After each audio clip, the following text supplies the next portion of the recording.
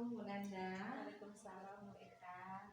Maaf mengganggu waktunya. Boleh minta waktu sebentar Boleh, Bu Bu. Nanda untuk melakukan observasi ya.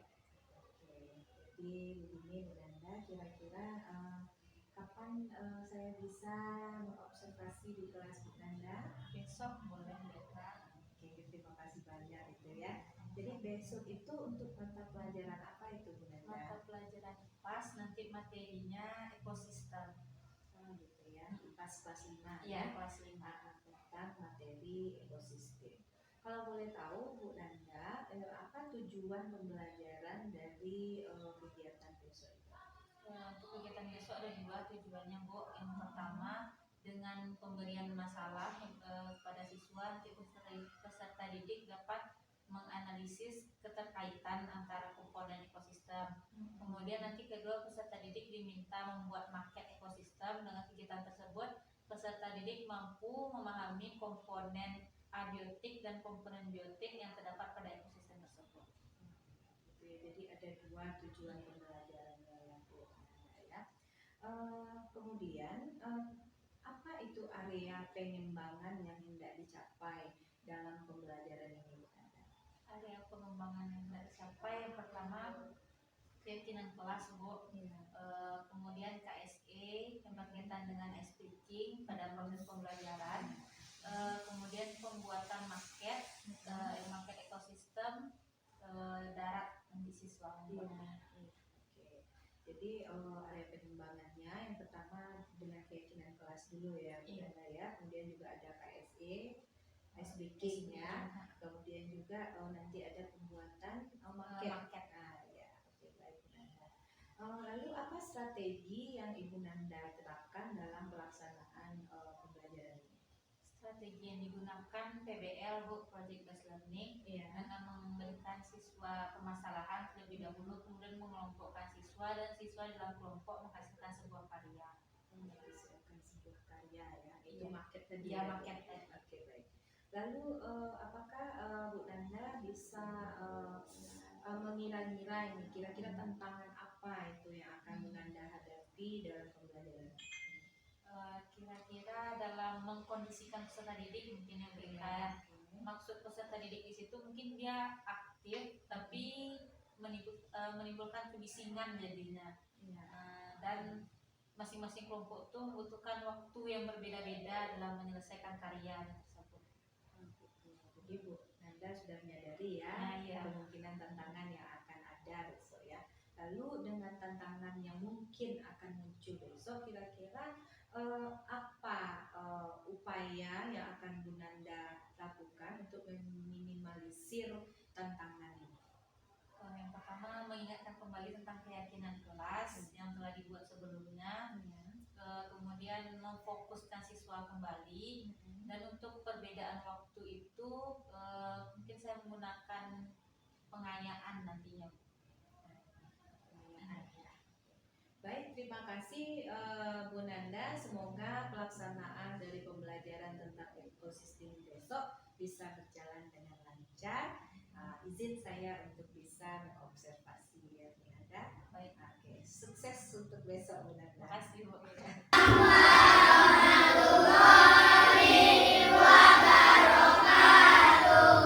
Nah, sebelum memulai pembelajaran hari ini, marilah kita berdoa terlebih dahulu ya, agar diberkahi pula pembelajaran kita pada hari ini. Nah, Juan, tolong Ibu Juan. Siap, Prof. Hormat, Prof. 3, Prof. Pegang, mulai.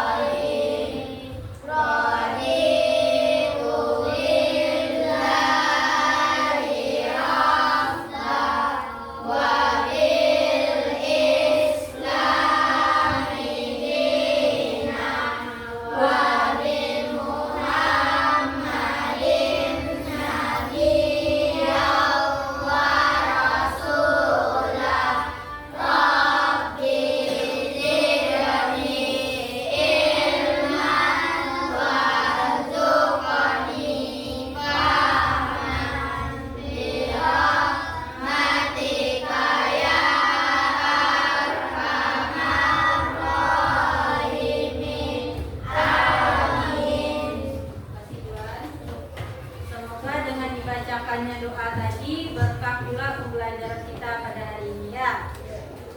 Nah, ada teman kita yang tak hadir hari ini? Ya. Jadi kita hadir semuanya ya. Kita sudah diberikan kesehatan. Apa kita ucapkan? Alhamdulillah. Kita sudah diberikan kesehatan kita semua ya. Nah, sebelumnya mejanya tak tolong ibu rapikan dulu.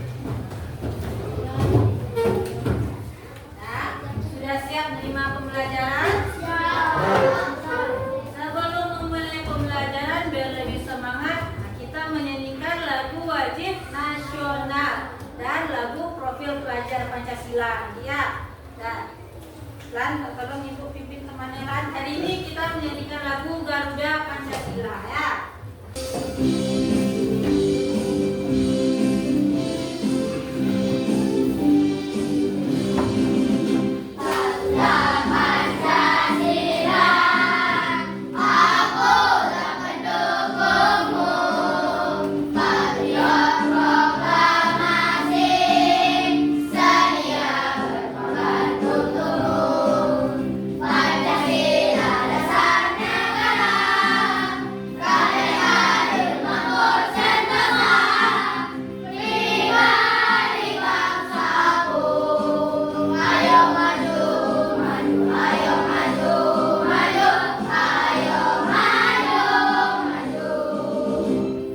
Nyanyi lagu profil pelajar Pancasila ya.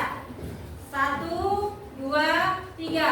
Belajar Pancasila, beriman dan bertakwa pada Tuhan Yang Esa dan berakhlak mulia, berkebudayaan global, gotong royong mandiri, kreatif dan bernalar kritis. Nah, tepuk tangan untuk kita. Hari ini kita belajar apa? Hari ini kita belajar apa? Kita mata pelajaran bahasa. Pada pembelajaran sebelumnya, anak-anak ibu sudah mempelajari tentang ekosistem, makanya sudah dipelajari pengertian dan komponennya. Siapa yang masih ingat pengertian dari ekosistem?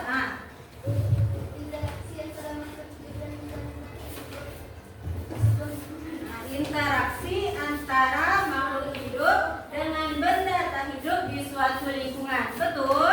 Betul. Kasih tepuk sampiang dulu Pak Sejesa. Kampus Suwo, Ampung kita, Duo Ampung, Santia.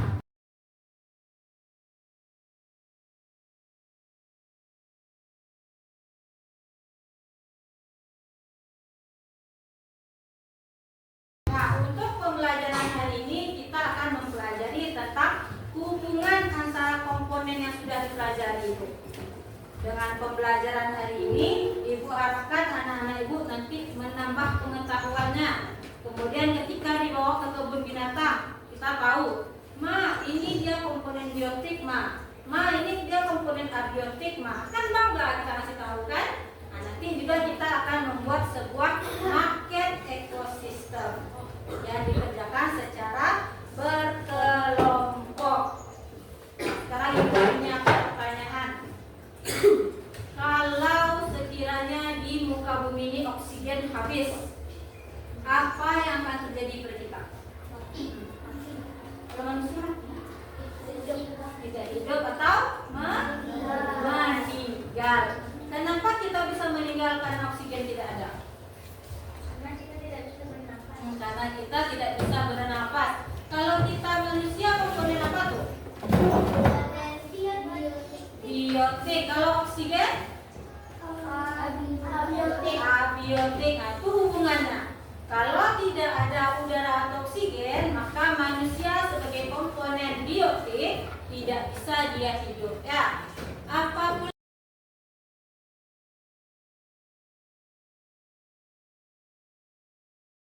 untuk awal ada asesmennya.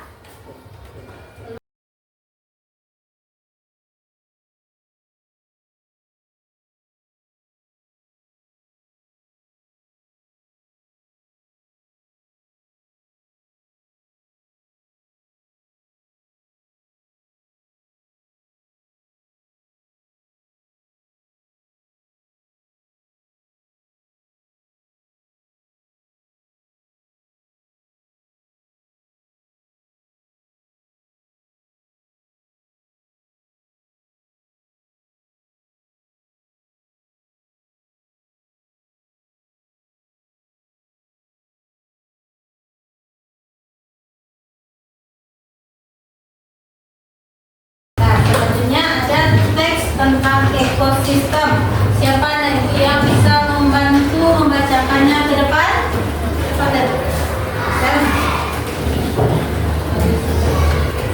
Yang lainnya menggunakan saya.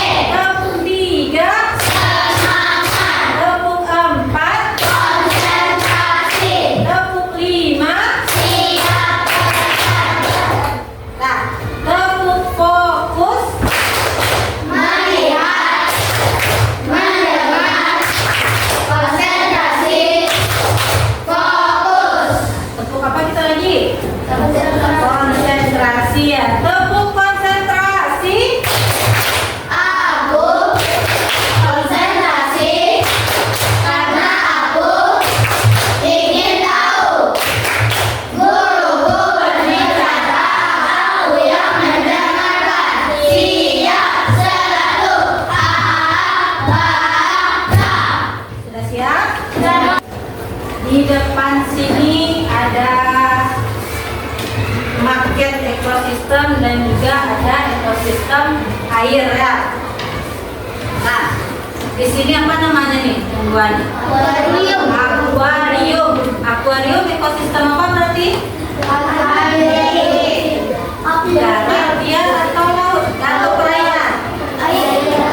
Nah, berarti akuarium merupakan ekosistem perairan.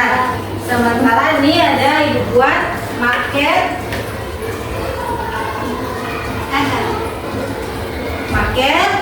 hutan atau daratan. Ya, tapi apa perbedaan keduanya di depannya? Kalau yang ini bagaimana? Hidupnya di darat, sementara ini di air. Ekosistem itu ada dua jenis ya. Ekosistem apa? Darat dan ekosistem perairan. Nah, siapa yang bisa bantu ibu satu orang mengeluarkan ikan nih? Nabi.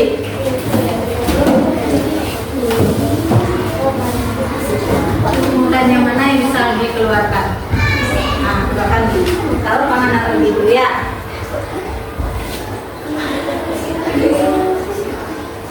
Jadi, nah, ada.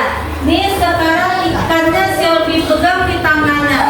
Kalau lama-lama Selby tahan di tangannya, apa yang terjadi pada ikan tadi? Mati. Kenapa bisa ikannya mati? Hidup di air. Alat pernapasannya apa? Nah, dia menggunakan oksigen di dalam air untuk bernapas. Ikan komponen apa? Komponen abiotik atau biotik? Oksigen di dalam air? Abiotik. Jadi bagaimana ikannya bagusnya? Kita kembalikan dia ke habitatnya atau tetap dia dipegang? Dikembalikan dia lagi. Nah, kasih nih. Nah, ini kembali dia berenang-renang lagi. Nah, itu hubungannya ya. Jadi tidak bisa dipisahkan antara komponen biotik dengan komponen abiotik. Nah, sampai di sini ada pertanyaan? Yakin? Kalau tidak ada pertanyaan, Ibu Ahmad sudah paham ya? Nah, kita lanjut. Pernahkah kamu mengunjungi sebuah hutan untuk berwisata? Apa yang kamu lihat di sana?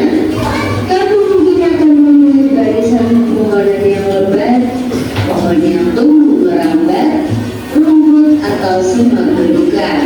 Ada juga hewan yang berjalan di darat dan udara seperti burung, serangga, dan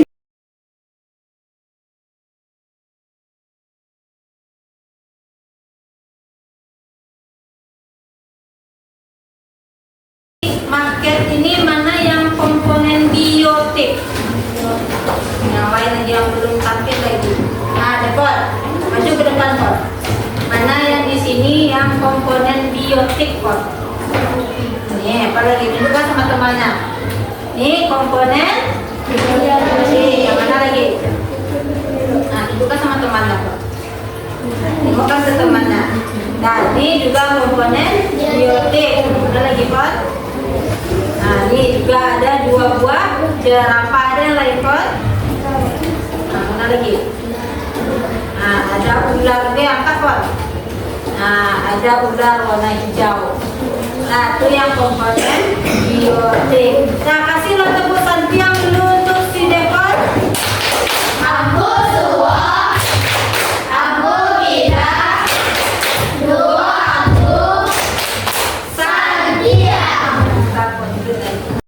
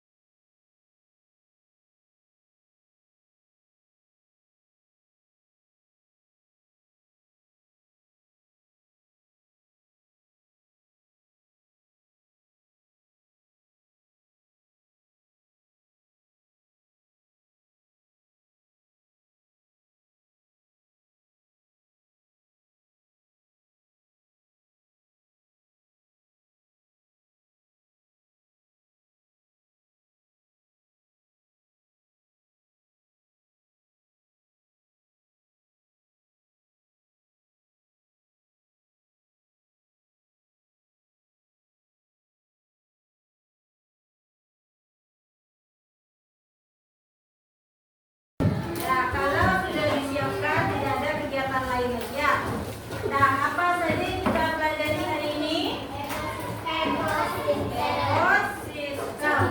Nah, ada yang ingin ditanyakan dari kerja kelompok dan pelajaran hari ini? Tidak. Nah, selanjutnya kita mengerjakan evaluasi lagi ya.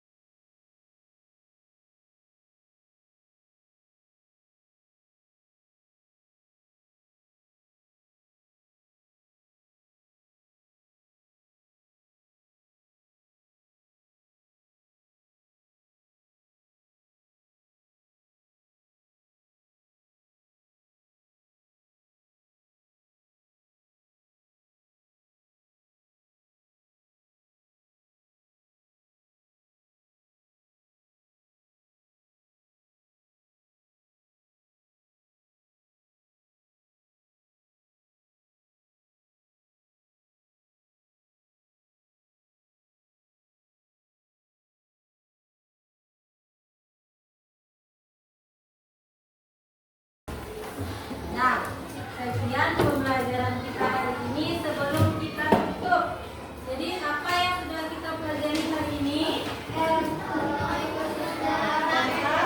Ekosistem, komponennya serta hubungannya. Pada pertemuan selanjutnya kita akan membahas tentang jaring-jaring makanan saja. Ini ada penilaian terakhir, penilaian diri. Anak ibu tinggal men-checklist-checklistnya saja lagi ya.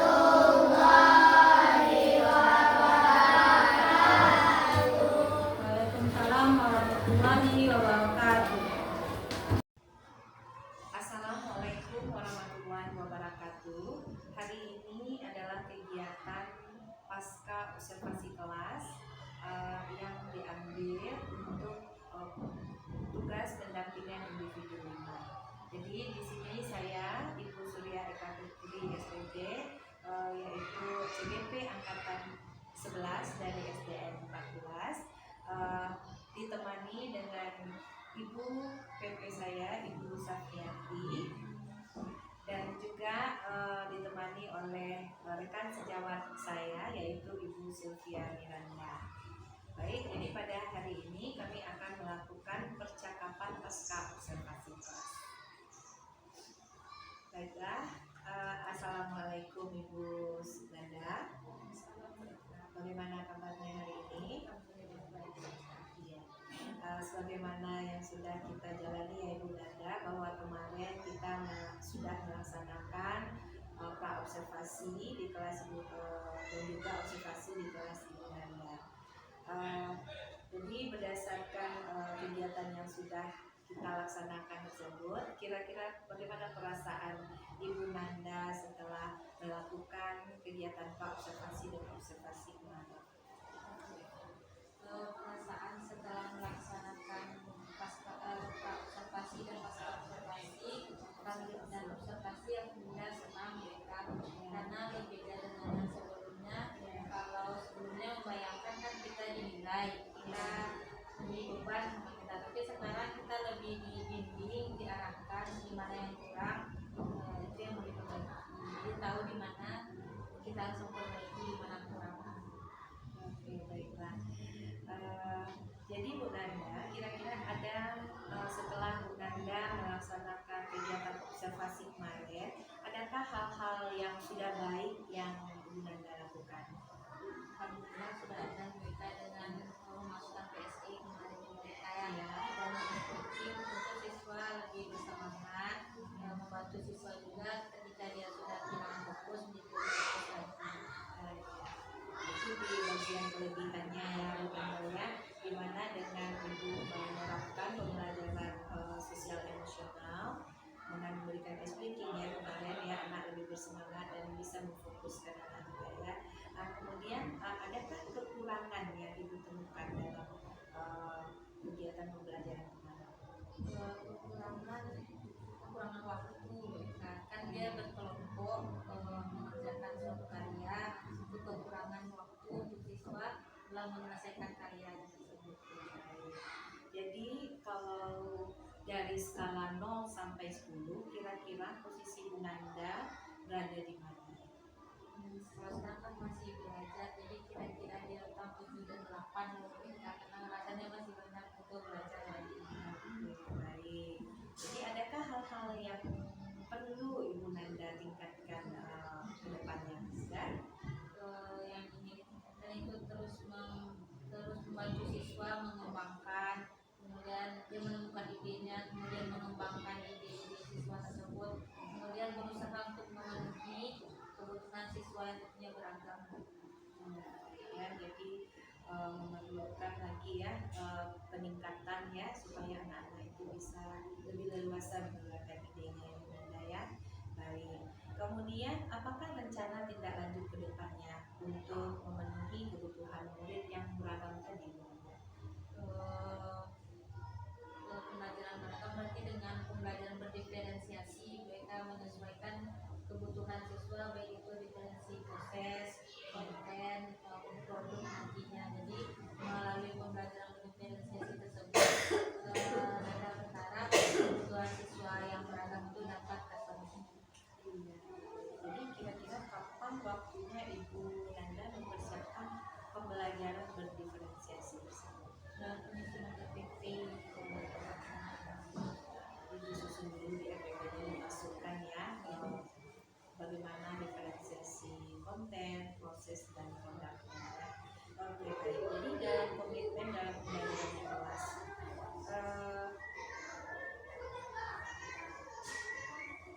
bagaimana komitmen dari Bu Nanda dalam pembelajaran di kelas?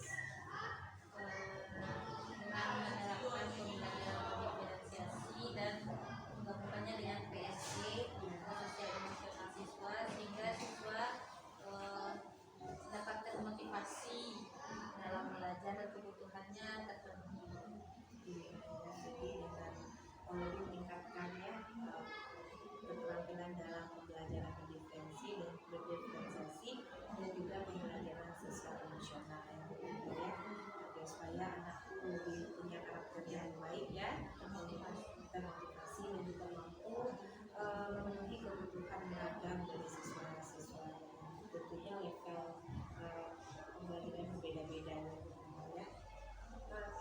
Baik Bu Nanda, terima kasih atas waktunya. Semoga kedepannya Bu Nanda lebih sukses lagi, dan lebih baik lagi dalam pembelajaran mahasiswa. Kalau ada perkataan ataupun pembahasan saya yang tidak pada tempatnya, saya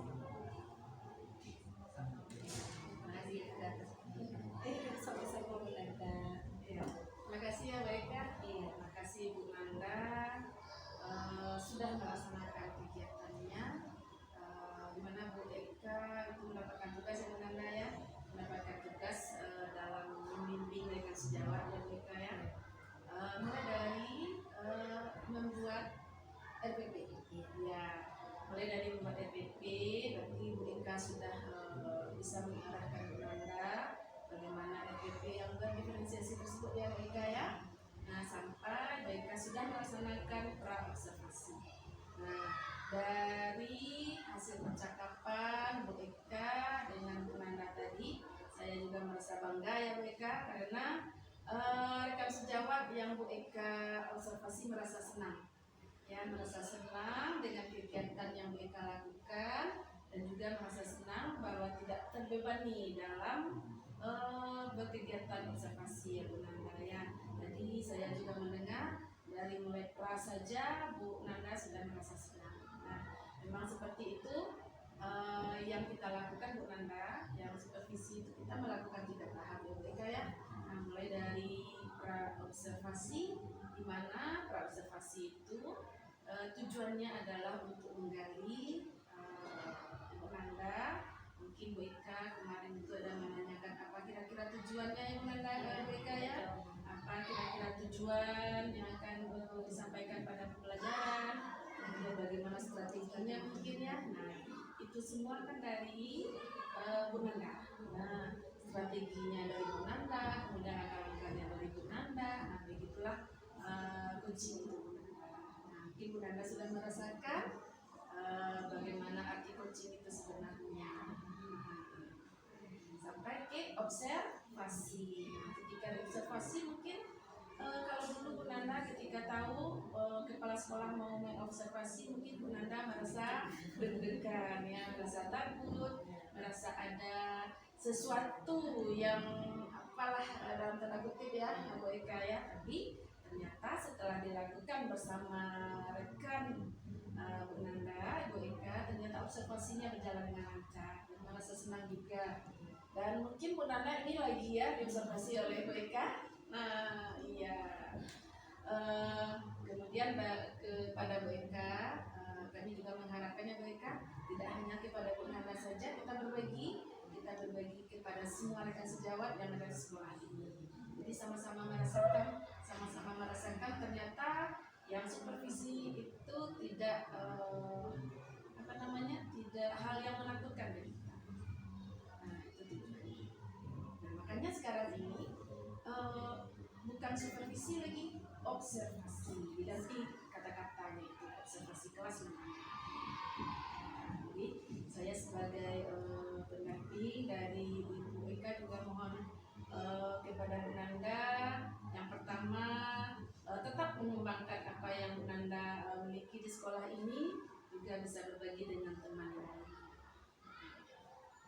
Sekali lagi terima kasih Bu Nanda sudah bisa berkolaborasi bersama Ibu Eka. Ya, sama-sama.